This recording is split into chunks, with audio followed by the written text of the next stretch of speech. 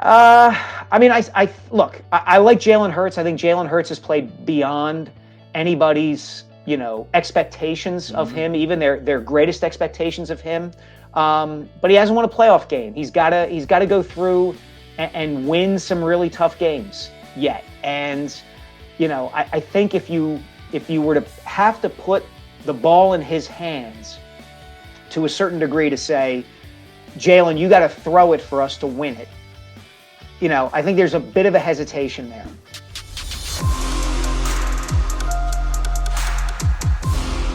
We are Sports Day, JAKIB Sports YouTube Network. Barrett Brooks, Derek Gunn, Rob Ellis. Always excited when our next guest joins us. You can check out his work at theinquirer.com as well. You can follow him on Twitter. Does an amazing job, really, with all the sports. And that's one of the reasons why we love to have him on, just to be able to kind of jump around. But you can follow him on Twitter for all of his works, as well as you can link up for with his great book, The Rise of Kobe, which is an amazing book at Mike Sielski on Twitter. Mike, welcome to the show, man. How you doing? Thanks for the intro, Rob. Good to see you guys. Our pleasure, Mike. How about what's going on in Philadelphia sports? You have the Eagles are 4-0, the only undefeated team in the NFL. You have a baseball playoff team, the first time we said that in 4,010 days. You have the Sixers taking on Ben Simmons last night, which was somehow fell to like third in the pecking order, which is hard to fathom. If I had something creative to say about the Flyers, I would. I don't. But I'll give you 3 out of 4 ain't bad. I got one for the Flyers. They are well on track to getting the #1 overall pick in next year's NHL draft, which they absolutely need. Oh, my goodness. That's why you're you, man. That's why you brought that to the table. So, Mike, let's start with the Phillies. And I know, you've been very critical of the sport, over the last few years. But from a team perspective, to accomplish something that they haven't done in more than a decade, for them to get there, when you think about a managerial change, losing an MVP for a really long stretch, losing Gene Segura, one of their better players for a very long stretch, Wheeler at the end, which, hurt them, not to mention some things in the bullpen that were shaken up. Where do you put this in perspective against the landscape of third wild card, sort of watered down a little bit in some people's eyes? Great for them to get in. And I think it does speak to the jobs that both Dave Dombrowski and Rob Thompson did in their respective roles as general manager and as manager. I think Thompson's elevation after Joe Girardi got fired speaks to an underrated aspect of sports in general and baseball in particular. The manager does matter. He does matter. Atmosphere matters. Feeling good coming into work day after day matters and will help you perform better. And I think replacing Girardi, who, and I've used this phrase before, if you handed the guy a lump of coal, he would squeeze it into a diamond with his fist. With Rob Thompson, who's much more like laid Cameron back from Ferris Bueller. Mike. Exactly, man. Just you can't be around somebody for 162 games, 180 days, and have them be that tight all the time. You are just not going to perform at your best if you're working in that environment. I believe that to be true, and Girardi to me was disappointing in that regard, and Thompson was a breath of fresh air. And then to Dombrowski, I think the moves that he made, the acquisitions that he made, gave this team some depth that really helped pull them through. To your point, Rob, they missed guys during the course of the season. They went a long time without Bryce Harper, a long time without Gene Segura, and they were able to withstand that. And so, to me, the coolest part of last night, honestly, was seeing 2 of the 3 guys all 3 of the guys who pitched the game for the Phillies, Aaron Nola, Jose Alvarado, and Zach Eflin. Each kind of a comeback story in his own respect. We all know about Nola's struggles late in the season, and Alvarado looked like he was lost forever. He was like the left-handed Nuke Lelouch or something like that, 100 miles an hour and couldn't throw strikes early this season. And then, of course, Eflin with the amazing comeback and being out on the mound for the 9th inning. So it was a cool thing to see. It really was. Hey, Mike, 2 things. First of all, I'm looking at that background behind you. It looks like you are being held captive and forced to talk to us today. This is my hand. Are you okay? Drop, Gunner. This is, Are you okay? Blink twice if you need us to send reinforcements. Man, I was too lazy to take my laptop downstairs and go with the cool backdrop in the dining room. This is where I write. This is where I make all my phone calls for my reporting. I'm just locked in. Mike, I've already sent supplies. Right. It'll be all right. Don't worry. Follow me to freedom. I didn't know if you needed the Navy SEALs or Green Beret or whatever. I'm just want to make sure you're okay. Because you're my boy. I just want to make sure you're okay.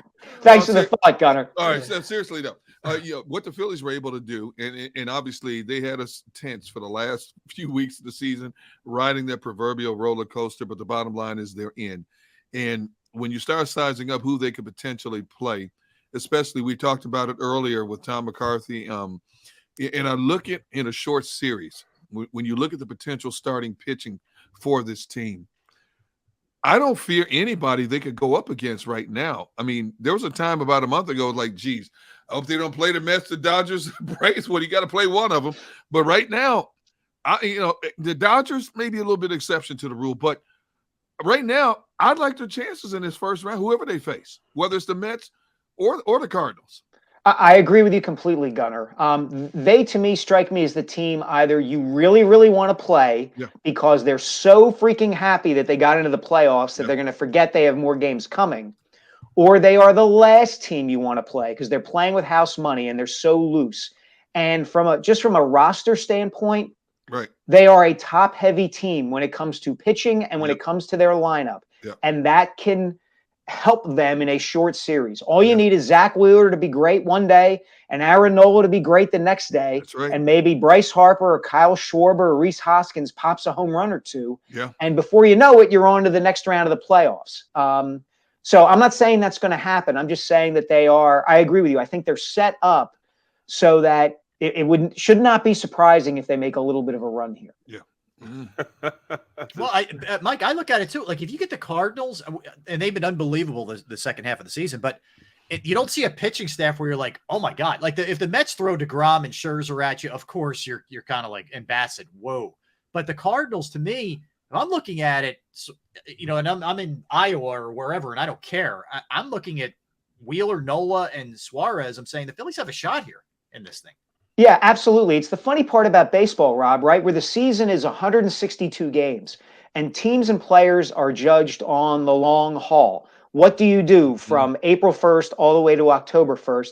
And the totality of it is how we evaluate you. Then you get to the playoffs and all of a sudden baseball becomes the NFL pretty much. No other sport is like that.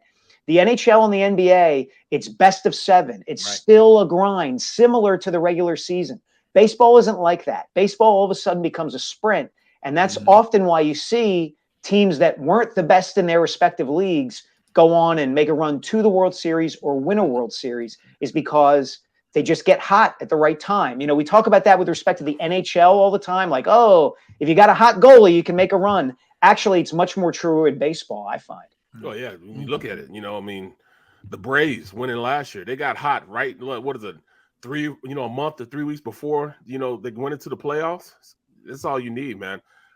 Just looking at it and just the era that's going around in Philly sports, it usually goes in droves like that. All 3 teams are good. It's all 4 teams are good at the same. Well, I'm going to take, let me take Flyers. The Flyers out of here. We'll take them out. 3 out of 4. Like I said, ain't bad. Stop dumping on the Flyers. Pick them up and drop them somewhere. It's like they're smelly or something. Well, I mean, it's crazy because I was going to actually, we were talking about managers, but you look at Daryl Morey, Dombrowski, Howie Roseman, and then you got Chuck Fletcher. Chuck Fletcher. I mean, where is he good enough? He's been there since 2018. Stop dumping. What are we going to do? What are we going to do? I can't believe we're going to talk about the Flyers. This is already too many Flyer references already. The stream is so pissed off right now. I started it. Yeah, I would say this, Barrett, to your point. The NFL is a different animal, and you guys know this because you can retool every single year. Right. You never really have to rebuild over the long term in the NFL because if you're smart, and players' careers are so short generally, you can turn a roster over quickly and get good fast, right? Yeah. We've seen this with the Eagles. They were 4-11-1 in 2020, and boom, now they're 4-0 this season, and all of Philadelphia thinks they're going to win the Super Bowl 100-0 and go 20-0 this season. We call The September Super Sixers, Bowl. and the Phillies are in kind of the same sort of place, which is they've been knocking on the door for a while, either getting to the playoffs or getting past the second round. And they've made no bones about the fact that they are all in, right? The Sixers went and got James Harden. The Phillies went ahead and made these signings in the offseason and added pieces during the season to say, we got to get in the playoffs. We got to give ourselves a shot. The Flyers are completely different from that. They've got to break everything down and build it back up again. And hockey, that works at hockey. It does, even to a degree that it probably doesn't in Major League Baseball or the NBA. So I think that's what you're seeing is you're seeing teams with at least three of them with like a clarity of purpose, right? We know what stage we're at right now. We need to try to win. We are chasing championships. And so therefore we are making moves to get closer to that goal. And so far the Phillies and everybody hopes the Sixers are actually getting closer to that goal. And Mike, back to the Eagles here. Are they, I know they're off to the 4-0 start, but has it looked a lot better than you anticipated, kind of where you thought it would be? Where do you fall on just what we've seen thus far? I think they've been really good, Rob. I mean, I was the guy who after the Minnesota game was like, hey, it's only 2 games. Pump the brakes here just a little bit because, you know, I've been around a while. We've all been around a while. We've seen Eagles teams that get off to 2-0 starts, 3-0 starts, and then something happens and they cool off. The rest of the NFL catches up to them. You know, remember Carson Wentz's rookie year when they were 3-0 and destroyed the Steelers, right? And everybody thought, holy cow, this is going to be great. And they finished 7-9. Well, yeah, but we call them September Super Bowls, you know. Right. Sean, one of the great producers at NBC, he calls them September Super Bowls. We had 4 of them already. So yeah, that's exactly right, Barrett. But these last 2 weeks have been really, really impressive. To see what they did, you know, in Landover against Washington to completely dominate that game from a defensive standpoint. And then to come back the way that they did against the Jaguars in those weather conditions, the way that they did it, their offensive line is just tremendous. And that to me makes all the difference in the world. You know, the fact that that line is that good, that you can, they are running the ball down teams' throats whenever they want to. Whenever the opposing team knows that they're going to try to do it, they're still able to do it. And that to me is big because that allows the offense to be diverse. You know, you can do that. You have weapons on the outside now for Jalen Hurts and A.J. Brown and Devontae Smith and Dallas Goedert. You see the defense playing better. I think they're really good. And I think their schedule shapes up really, really well. You know, it would not surprise me if they're the number 1 seed in the NFC come the playoffs. Mike, do you see a flaw in the Eagles game, in offense or defense right now? I mean, I look, I like Jalen Hurts. I think Jalen Hurts has played beyond anybody's, you know, expectations of him, even their greatest expectations of him. But he hasn't won a playoff game. He's got to go through and win some really tough games yet. And, you know, I think if you were to have to put the ball in his hands to a certain degree to say, Jalen, you got to throw it for us to win it. You know, I think there's a bit of a hesitation there. You know, and I hate to, I feel like I'm piling on him and I don't mean to. It's just simply a matter of, you know, can he continue playing at this level the rest of the season? Maybe he'll prove me wrong, or maybe he'll silence the skepticism I have. But for right now, that would be my hesitation is, you know, when push comes to shove, if they go against an Aaron Rodgers or, you know, a quarterback who is at least Hurts' equal, if not better, are they going to be able to keep up in that kind of game?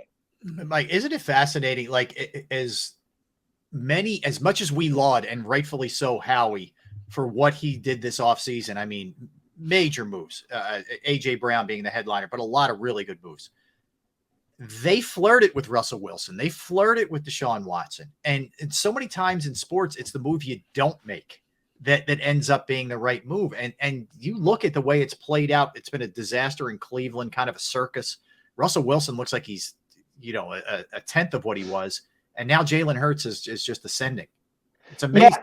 Yeah, it is amazing, Rob. But it does speak to the nature of the NFL and how you build a team now, right? Because if the Denver Broncos are going to trade for Russell Wilson, and guys, we've talked about this before, if they're going to trade for Russell Wilson, or you're going to sign your quarterback to a $40 million a year contract for 5 or 6 years, you are necessarily hampering your ability to strengthen the rest of the team. And the advantage that the Eagles have now is Jalen Hurts is playing the way that he is and counting only $1.9 million against the salary cap. Because then they can go out and get A.J. Brown and pay everybody else that they need to pay and make the team around him that much better. I always kind of hesitate when I hear people ask, does this mean Jalen Hurts is a franchise quarterback? Well, yeah, he's a franchise quarterback if he's only making $2 million a year and you can build a team around him. But if you start paying Jalen Hurts or another quarterback $35, $40, $45 million a year, are you necessarily going to be as strong a team? So, look, they're doing this smartly. They're doing it the right way. They are taking advantage of that quarterback rookie contract window, and Jalen Hurts is playing terrifically through 4 weeks. I think that's what gives them a real shot. Beyond that, we'll see. But this season, they got a legitimate shot at a championship. Hey, I want to shift gears to basketball for just a moment, because we jokingly talked about once it was announced that Ben Simmons might play against the 76ers last night. Oh, you knew there was going to be a contingent of Philly fans taking that train up to Brooklyn. And sure enough, lo and behold, you had a nice contingent of Sixers fans who went to Brooklyn just to boo him. What should we make of Ben Simmons at this point? Okay, he's back on the court now. He seems to have this inner peace that I didn't think he would ever find. He's being embraced by an organization that has told him, we don't care if you shoot because you can do so many other things so well. Just come on out, be a part of the crew. What should we make of Ben Simmons moving forward here? We should make of him that he should not take any fadeaway jump shots from near the foul line. Or free throws. Did you see that video? Kevin Kincaid of Crossing Broad posted it on Twitter. It looked like, Zach Wheeler was standing at the foul line and throwing a fastball against the backboard. I mean, it was ugly. So, look, the Nets can say all they want about, we just need Ben to play defense and run the floor and set up Kevin Durant and, Kyrie Irving when he's able to play or feels like playing or whatever. The bottom line is NBA teams are going to force Ben Simmons to do things that he is not comfortable doing. And then we will see how far he apparently or supposedly has come in his mental health issues. Color me more than skeptical. I'm with you. Like the takeaway from last night, and I watched a good amount of the first half, was he's exactly what we thought he was. He's athletic. He's big. He has good court vision. He can dunk if you hit him, trailing and throwing it down on a fast break setting. Like, he had all of that. That was all there. He can rebound. He's 6'11", 6'10", but he still can't shoot. He's still not willing to shoot. He still can't shoot free throws. So, he's the same player, which means he's effective. But what happens when the Nets are in a playoff push or in the playoffs and they're doubling and tripling Kyrie and Durant and or Joe Harris, and he's forced to shoot? What happens then? Is like, it's such a wait and see with him. It's impossible to even gauge anything right now. Yeah, I agree with you, Rob. To me, last night he looked like he looked when he was with the Sixers. Yeah, I mean that's what it came down to. And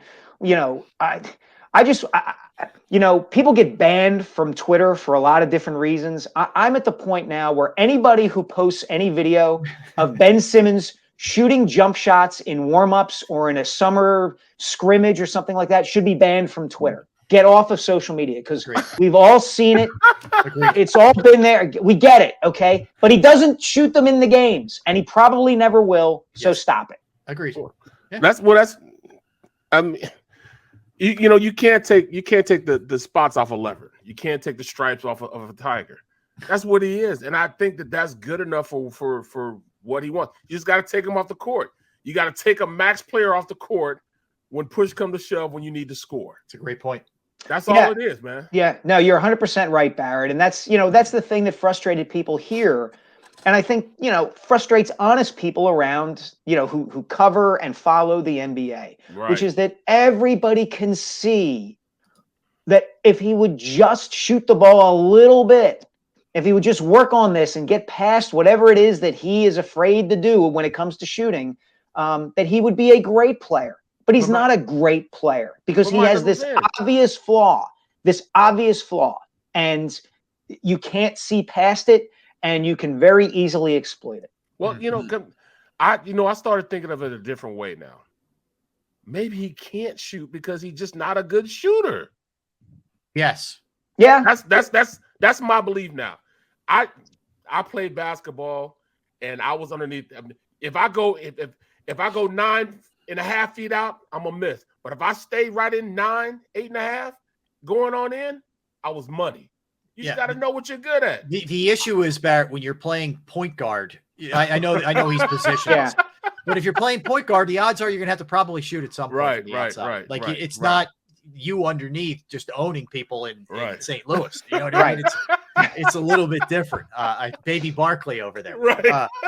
So Mike, and any back to getting paid a max contract. And getting paid a max contract. Yeah. Yes. As somebody once famously said, let's get it back to the Eagles. Do you see any kind of letdown this week? This is a Cardinals team that's very in a lot of ways. Because the Cowboys on deck. Look, they're going to lose a game eventually, and it's very possible that they could lose this week. Kyler Murray, can do spectacular things at the quarterback position. The Cardinals have weapons. Would I be surprised if they lost? No. I mean, I expect them to win, but it wouldn't shock me if they lost the game. Look. I'd said 12 wins at the beginning of the season, 12-5. I think they can eclipse that. But even if they do, that's still necessary. That still means they're going to lose 2, 3, 4 games in a season. Exactly. And so when that happens, we'll see how they respond to it. But letdown, I'm not sure yet. I'm not sure about that yet. Hey, Mike, in looking at the Philadelphia sports landscape right now, and you being a man who wears many hats as a columnist, what percentage of your immediate future duties will you dedicate to the Eagles, Phillies, and maybe even the Sixers for that matter? It'll still be mostly Eagles, Gunner. Okay. And part of that is only because I'm actually out of town this weekend, a family wedding, so I can't go to St. Louis for the Phillies anyway. But, I'll probably just stick to mostly Eagles and some Sixer stuff, and eventually work some Flyers and Big Five in there as well. We have plenty of people who can cover the Phillies very well, who've been around that team in recent years more than I have. So I can weigh in on them from a distance, but we've got plenty of people equipped to go in depth on them. Are you sure you are free and out of town? You are not being confined. You can tell us. Oh my God, that's awesome. I'll help you catch him, Clarice. Yeah. What a great line. That is an awesome line. Oh my goodness. It does look like that though, doesn't it? If you've ever seen the first movie, Manhunter, like the original Hannibal Lecter movie that Michael Mann did, he's in a cell very much like it looks like I'm in right now. All right. Most importantly, Mike, how do you feel about gender reveals? Because we saw that Bobby Wagner's not a big fan of them. We saw that last night. Holy cow, was that something else or what? Yeah, and Jason Kelsey was the one hit of the game. who tweeted it, who said, these gender reveals are getting out of hand. Yes. And man, that was something else. I love seeing stuff like that. I do. God bless Mike Curtis, who did that, all those years ago for the Baltimore Colts, where he clotheslined the fan who ran on the field. And good for Bobby Wagner. Yeah. Was it a gender reveal? Because the story came out that it was a protester who ran out on the field. Oh, I thought he had the pink on because it was a gender reveal. I did too. But then I saw a story last night. I think it was on ESPN.com that said it was a protester who got loose on the field. Yeah, I think Gunner's right. And, I give Wagner credit because who knows what, you guys might have been there. I remember a game, the Eagles played then the Redskins in 2002 at FedEx Field. And it was a year after 9/11. And there was a commotion in the stands. And there was tear gas, I think, set off in the stands. Police had done that to quell a disturbance or something like that. Yeah. And so that was the other end of the spectrum, right? That was one of those instances really kind of scary. But then to have, this joker run on the field and have Bobby Wagner just, hit him like he's, Deshaun Jackson crossing the middle or something. That was well deserved. Mike, go to YouTube. And I was out in the game. I think I was in the huddle when we were I was with the Steelers. We were playing in Cleveland. A fan ran out of the field, and he ran towards our sideline. And James Harrison picked him up and dumped him I've on seen his that. head. Yes. Boom. Yep. You know what I'm saying? Yeah. I mean, all one move too. Yeah. You have to be a moron to do that. There's 100 men on the field who could grind you into a fine powder if they wanted to, and you're going to go run on the field and interrupt the game. Give me a break. Unfortunately, in this social media world we live in, he's got exactly what he wanted, which Yeah. is he's probably at 1 million. Yeah, he views went by viral. now. He and all his buddies are Yeah, happy. he went viral, and he's going to be eating his lunch through a straw for the next right. 6 months. Oh my God, Mike, great stuff, man. Love your work. We'll follow you on Twitter at Mike Sielski, of course, Inquirer.com, and the great book, The Rise, Kobe Bryant, and of course your work on the weekends on WIP with Glenn Macdowell. Mike, we appreciate it. Mike. We We will help you. I'll Just give text us you the when signs. I get out of here. I'll us the send you a text to signs. let you know I'm okay. Send All us right. the coordinates, All Mike. right, Mike. All Seriously. right, we'll do this. Thanks, Mike. See you guys. All right, yeah, got it. You're right. He had like the old signal was kind of like frayed a little bit right there. Oh my goodness. That's funny. That's funny. All right, so we're gonna come back, guys. NFL talk. We'll continue with the Eagles discussion as well, but we'll dive into some NFL. Last night's game, the Bobby Wagner thing. Jerry gives us an update on Dak. Tua meeting with the NFL and the NFLPA. Tom and Giselle. We're going to do AFC power rankings, NFL running back rankings as well. So don't go anywhere. Derek, Barrett, Rob, Sports Take, JAKIB Sports YouTube Network. Right back.